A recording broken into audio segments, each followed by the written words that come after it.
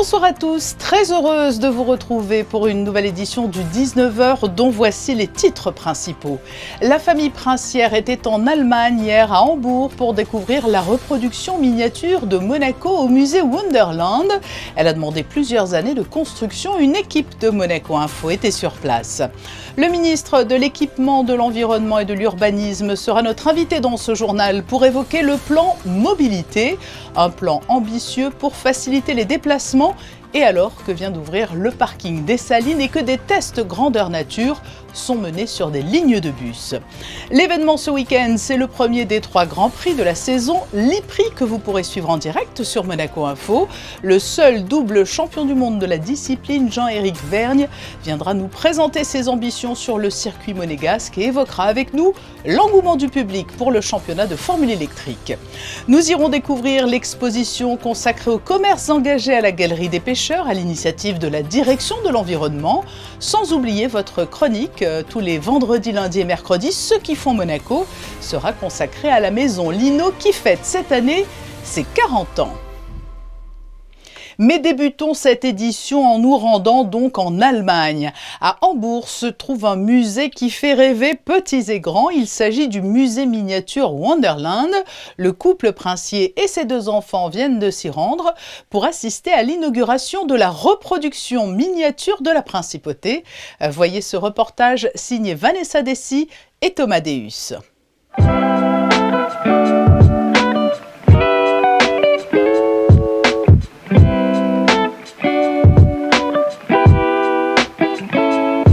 Elle est l'attraction la plus fréquentée d'Allemagne. Le musée miniature Wonderland vous permet d'explorer le monde de jour comme de nuit, tout un univers réaliste au format miniature.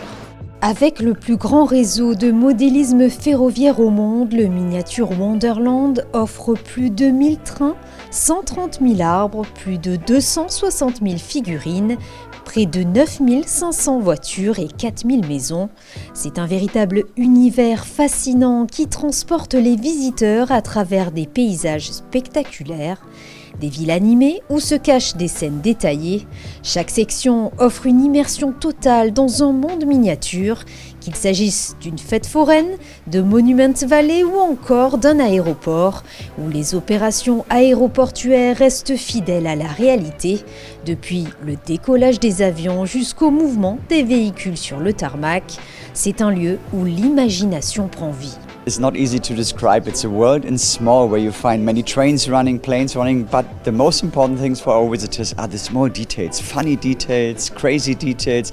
You can look all over this layout and find all these small figurines, more than 200,000 figurines which are telling stories and bring you to laugh. It's a place where all the people get with a smile out. Une reproduction miniature de la principauté vient de faire son entrée au miniature Wonderland. Après près de 6 ans de construction, Monaco est le 12e pays à avoir intégré le musée. Le fondateur a beaucoup voyagé avec sa famille. Chaque été, il se rendait en principauté durant le Grand Prix de Formule 1. Aujourd'hui, il réalise ainsi son rêve d'enfance.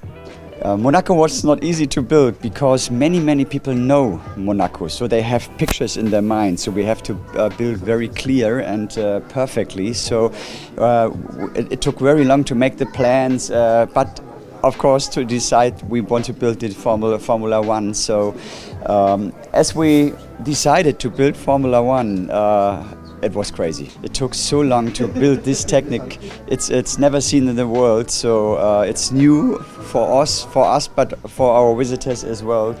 La section monégasque a été construite sur 36 mètres carrés sur laquelle nous pouvons observer le port, le palais princier, le casino ou encore le musée océanographique. Ce ne sont pas moins de 304 maisons, 7000 figurines, 4000 arbres, 300 voitures et 175 bateaux. Et il s'agit d'une reproduction de la principauté à échelle 1/87e, c'est-à-dire 87 fois plus petit que la réalité. Et à l'occasion de ce déplacement princier à Hambourg, un déjeuner était organisé sur place aujourd'hui au profit de la Fondation Prince Albert II. Vous le voyez sur ces images, un chèque d'un montant de 250 000 € a été remis à la branche allemande de la Fondation. C'est une thématique qui fait partie des dossiers prioritaires du gouvernement. C'est aussi l'une des principales préoccupations des Monégasques.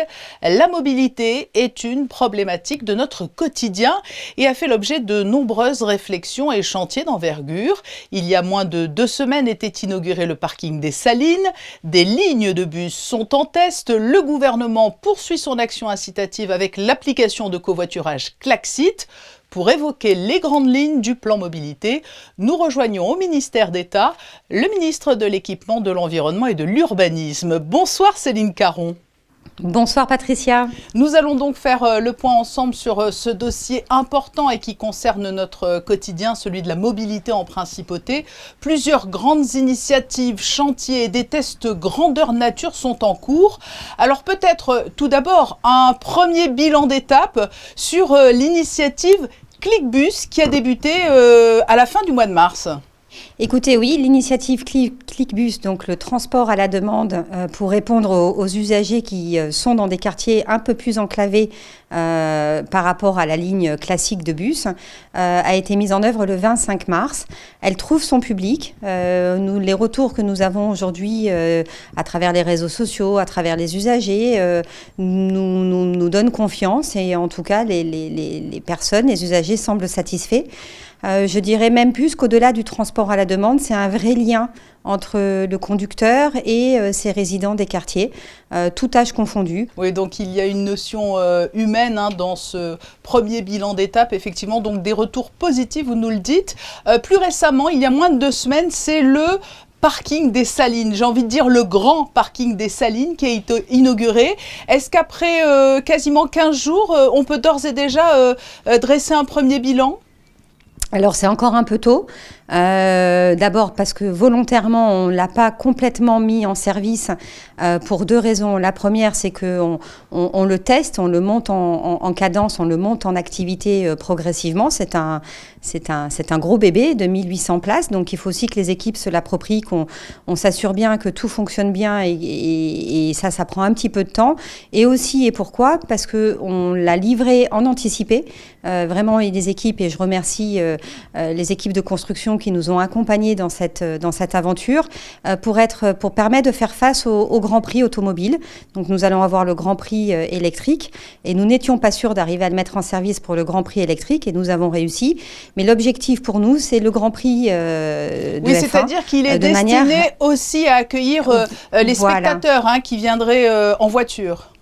Tout à fait. Nous espérons, et l'Automobile Club nous a accompagnés dans la communication sur leurs réseaux sociaux, inviter en fait les usagers, les visiteurs du Grand Prix avec un tarif avantageux de 20 € pour la journée et les bus mis à disposition gratuitement pour amener justement les spectateurs sur le site du Grand Prix et permettre ainsi d'éviter de densifier à nouveau la circulation dont on sait au moment du Grand Prix qu'elle est particulièrement difficile et particulièrement contrainte. Sachant qu'il y a à proximité du parking 2 lignes de navettes, mais destinées là au plus grand nombre toute l'année. Alors, toute l'année, et en effet, au-delà des navettes spécifiques pour le Grand Prix, ce sont nos navettes X1, X2, donc Express 1, Express 2, qui permettront aux travailleurs qui seront donc dans ce parking, orientés dans ce parking d'entrée de ville, de pouvoir bénéficier avec leur abonnement de ces navettes gratuites qui auront pour destination X1, la navette X1 vers la place d'Armes et X2, Express 2, qui nous permettra de rejoindre Monte-Carlo pour pouvoir rayonner au niveau des emplois qui sont exercés sur ce quartier-là, sur ce côté-là de la principauté. Nous avons débuté cet entretien avec la formule ClickBus. Nous venons de parler des navettes depuis le parking des Salines et 2 lignes font également actuellement l'objet d'un test grandeur nature. Qu'attendez-vous de ces lignes expérimentales ? Alors, les 2 autres lignes expérimentales express, donc X3, X4, sont des lignes d'est en ouest. L'objectif étant d'essayer de répondre à la problématique de la vitesse commerciale, dont on sait qu'elle est un peu déceptive. Des fois, c'est trop long pour aller du côté est de la Principauté, donc le quartier Saint-Roman, vers Place d'Armes. Et donc, l'idée a été de lancer 2 lignes différentes. La première qui passe par, donc, qui est devant le Monte-Carlo Bay et qui va longer toute la voie, tout le bord de mer, avec très peu d'arrêts, pour être efficace et pouvoir aller du point A jusqu'à la place d'Armes, puis jusqu'à Fontvieille. La seconde ligne sera au niveau du boulevard d'Italie et permettra de rayonner en passant par le boulevard du Larvoto, donc inédit. On a très rarement vu des bus circuler sur le boulevard du Larvoto, avec un arrêt donc boulevard d'Italie, puis Portier, puis ensuite il réempruntera le boulevard du Larvoto pour revenir vers la place d'Armes. Céline Caron, c'est un dossier au long cours que celui de la mobilité. Quelles sont les prochaines échéances importantes en la matière ? Alors déjà, nous fonctionnons par trimestre, donc nous sommes très contents dans les équipes de pouvoir, on s'était engagé à lancer ces services pour le premier trimestre et on est au rendez-vous. Il va falloir qu'on arrive à rendre les parkings de centre-ville, par exemple le parking du casino, aux usagers consommateurs de la principauté pour permettre aux commerçants de répondre en tout cas aux attentes des commerçants qui se plaignent de ne pas avoir assez de disponibilité dans ces parkings. Et puis on a les chantiers au long cours comme vous le savez le chantier de la Brasca qui nous anime. Donc on pourra progressivement vous faire des points d'étape trimestre après trimestre pour vous dire où nous en sommes sur le grand plan de mobilité que nous vous avons annoncé il y a quelques mois maintenant. Et puis il y a également l'application Klaxit. Je crois qu'il faut dire qu'aujourd'hui on est à 16 000 trajets par mois. Et aujourd'hui Klaxit va évoluer puisqu'ils sont absorbés par Blablacar, mais le gouvernement reste mobilisé, continue de soutenir l'initiative. On a beaucoup parlé, Céline Caron, de mobilité à travers les bus. Difficile de ne pas avoir une pensée émue aujourd'hui pour le directeur de la compagnie des autobus de Monaco, Roland de Rechnevsky, disparu lundi. Oui, c'est difficile. Roland nous a accompagnés dans toutes ces démarches. Roland était toujours très moteur. C'était un homme d'une extrême bienveillance, avec une vision de la mobilité. À la fois, je suis fière de pouvoir annoncer ces services, à la fois, je suis tellement triste qu'il ne soit plus là pour en profiter avec moi et être avec moi derrière la caméra, puisqu'il est important. Et j'ai une pensée aussi pour toute sa famille, évidemment, mais toute sa famille de la CAM. Et c'était un jour particulier, puisque c'est aujourd'hui que nous l'avons accompagné tous ensemble. Et voilà, quand on parle de mobilité, on parle aussi de Monabike. Et j'ai souvenir de Roland à 8h du matin venant me faire essayer le nouveau vélo avec des vitesses qui est en commande pour savoir ce que j'en pensais, comment on voyait les choses. Et nous voici partis sur Monaco-Ville avec le vélo pour l'essayer. Donc c'était vraiment un homme exceptionnel. Oui, un enthousiaste, un grand meneur d'hommes et une très belle personne. Oui. Merci Céline Caron d'avoir répondu à notre invitation aujourd'hui pour évoquer non seulement cet hommage que nous tenions à rendre à Roland de Rechnevsky, mais également cette thématique cruciale de la mobilité en principauté. Merci beaucoup Patricia. Nous mentionnions avec Céline Caron cet accès aux navettes du parking des Salines pour les spectateurs de l'IPRI. Samedi, demain, Monaco va vivre au rythme de la Formule électrique pour la 6e étape de la saison. Hier après-midi, les promoteurs du championnat présentaient au Méridien les caractéristiques de la future voiture de la saison prochaine, la Gen 3 Evo. Frédéric Elion et Camille Caloni nous la font découvrir. Depuis le début de saison de Formula I, 6 pilotes différents se sont imposés en 7 courses.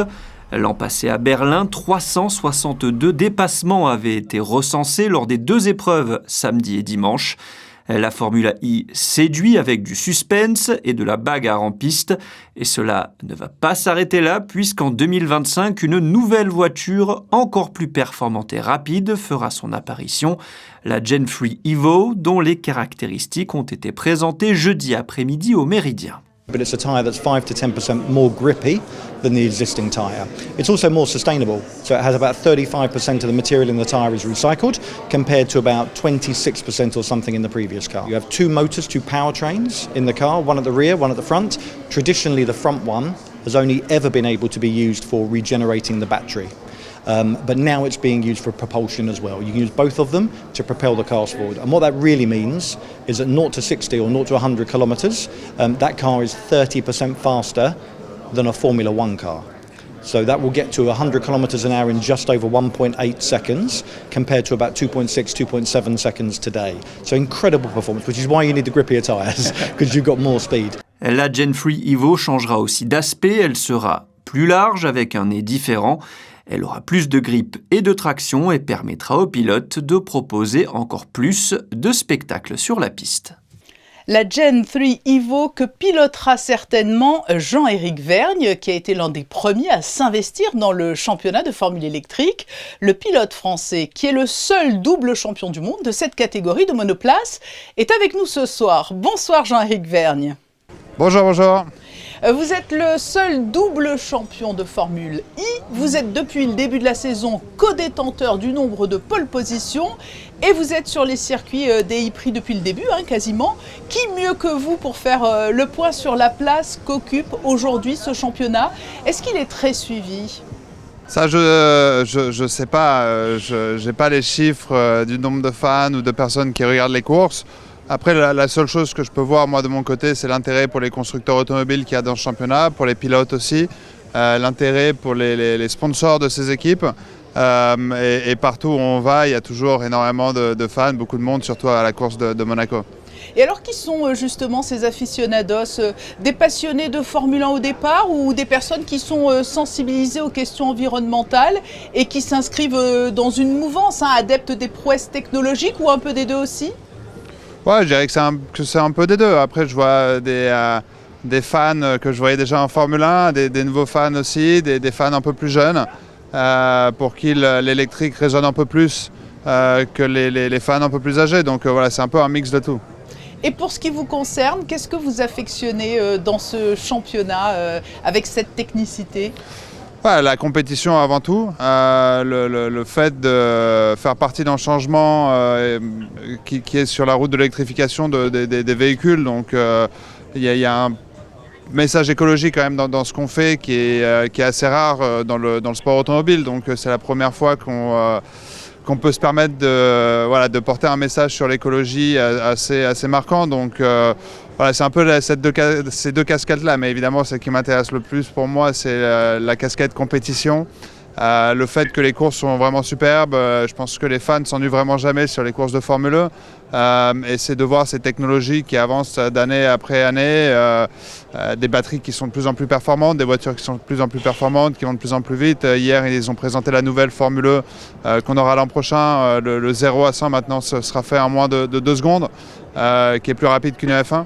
Donc voilà, la technologie avance à grands pas et c'est toujours super de faire partie de cette mouvance. Oui, et je le disais, vous êtes double champion de Formule I. Quelles sont vos ambitions cette saison?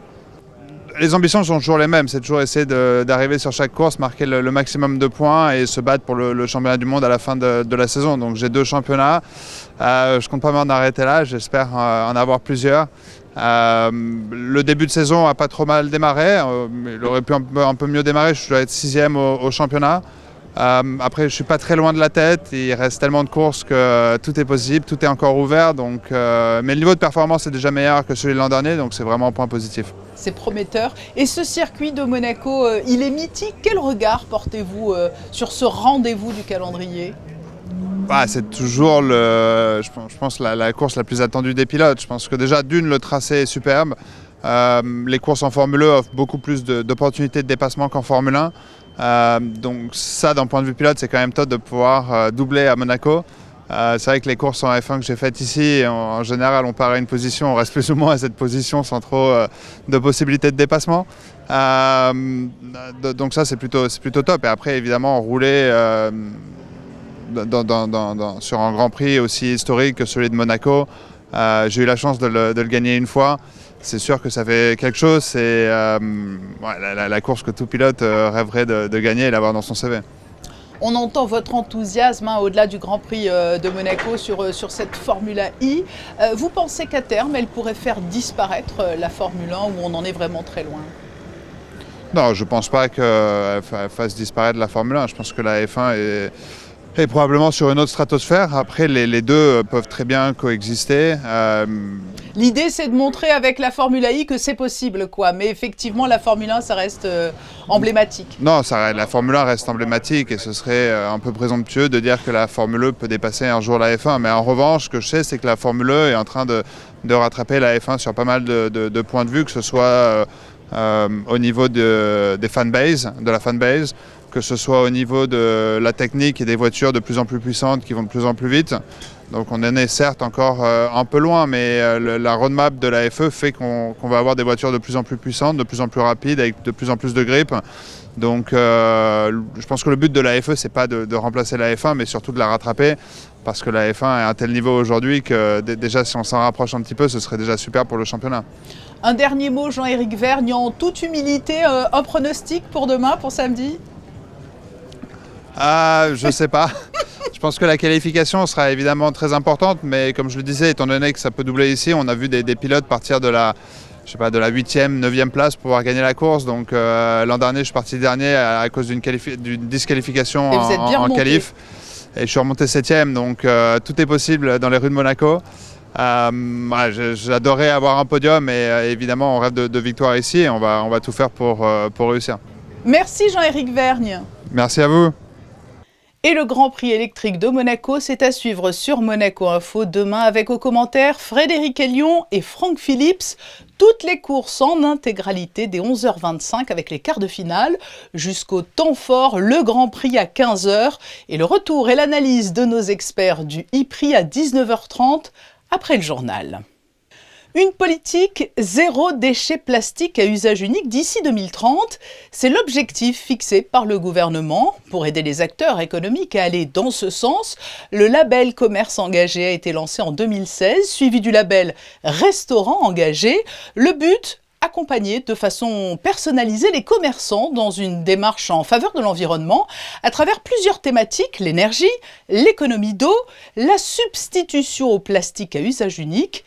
Et pour mettre à l'honneur ces commerces engagés, une exposition photo est actuellement visible à la Galerie des Pêcheurs.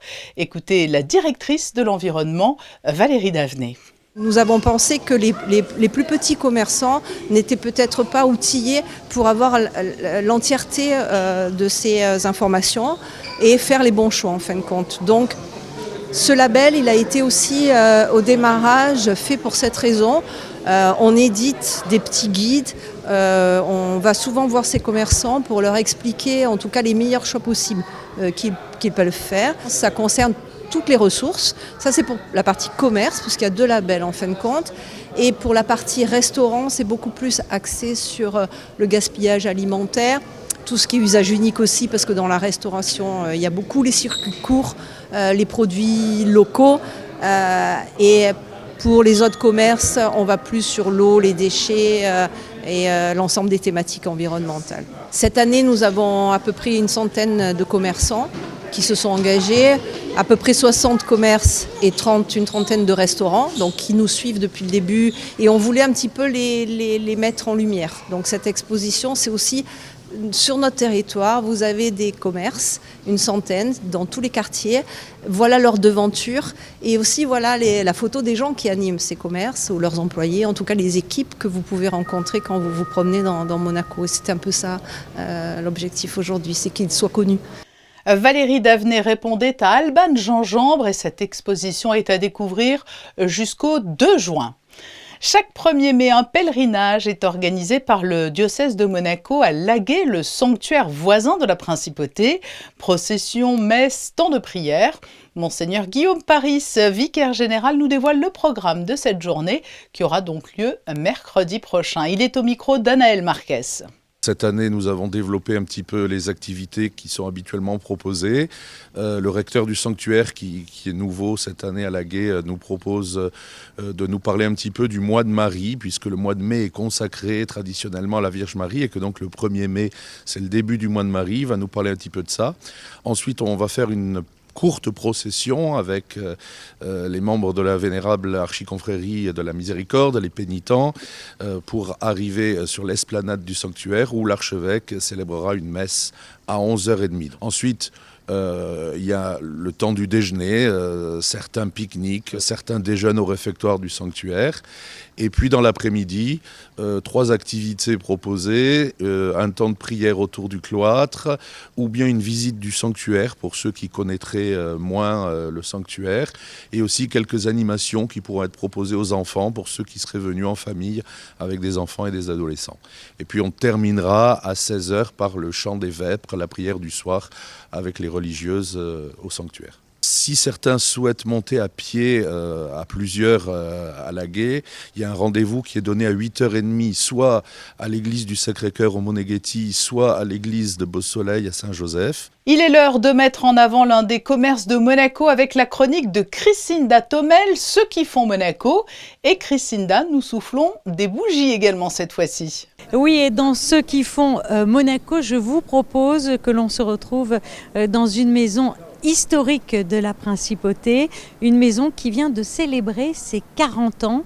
Nous parlons de la maison Lino. Alors, comment toute cette histoire a débuté? La réponse avec la gérante. Mon arrière-grand-père, en fait, était boucher de village à Gorbio.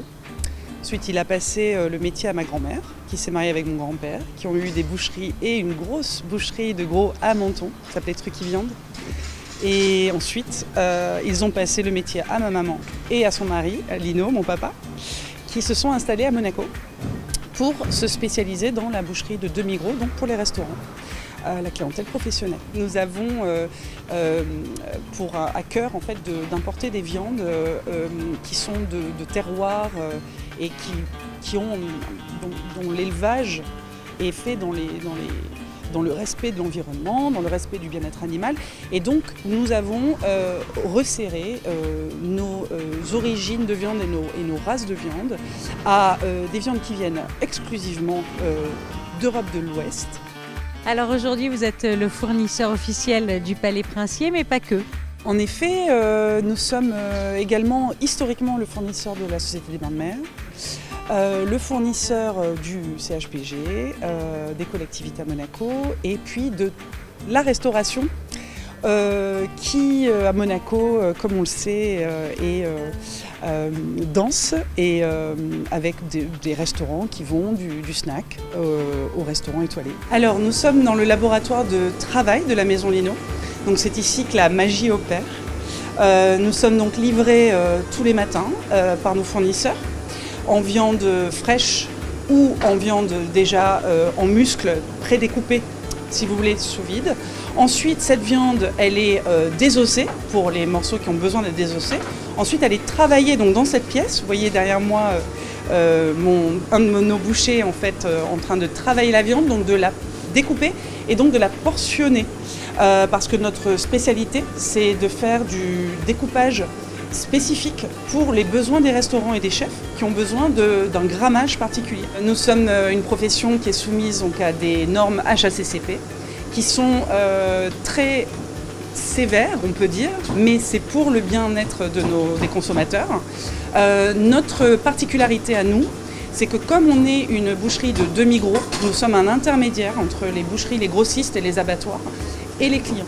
Ce qui veut dire que la Maison Lino, dans cette qualité-là, est soumise à des normes d'hygiène qui sont plus importantes et plus sévères, on va dire, plus encadrantes que les boucheries de détail. Alors si vous aussi vous avez envie de manger la viande de la Maison Lino, rien de plus simple, il suffit de passer commande au comptoir. Alors pour ce faire, vous pouvez visiter tout simplement le site internet de la Maison Lino et puis passer votre commande soit par téléphone ou tout simplement par mail. Merci Chrisinda, tout juste le temps de courir en plateau, de venir vous réchauffer et vous voilà de nouveau pour lever le voile sur les prévisions météo qui nous attendent demain samedi. Les conditions vont-elles rester toujours aussi instables ? Oui, effectivement, le ciel sera toujours couvert demain et on estime à 60% la probabilité de précipitation. Une journée qui sera donc encore nuageuse dans l'ensemble avec un fort risque, vous l'aurez compris, de pluie. Des températures comprises entre 10 et 17 degrés. Demain, nous fêterons les Ita. Et c'est malheureusement la grande tendance qui va nous attendre au moins jusqu'à jeudi prochain du côté de la météo. Nous nous quittons sur les photos de fin d'édition consacrées à la Fashion Week qui s'achève. Aujourd'hui était organisé à l'espace Léo Ferré un défilé intitulé 2 hivers, 3 étés, signé du pavillon Bozio. Ce sont des clichés de Stéphane Dana. Je vous donne rendez-vous demain à 19h sur Monaco Info.